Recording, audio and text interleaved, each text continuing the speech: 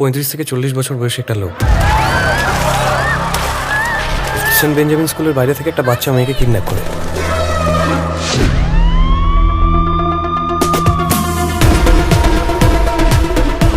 বাবুর হেভি দিমাগ, বেসিক্যালি ও একটু তার কাটা মাল। মাল তার কাটা এক্ষুনি না বেরোলে মাথার খুলি করে দেবো। এই পৃথিবীর সবচেয়ে বড় অপরাধ কি জানেন ম্যাডাম? গরিব হয়ে জন্মানো।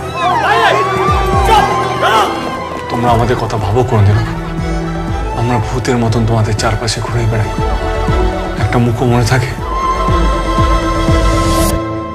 এবার থাকবে।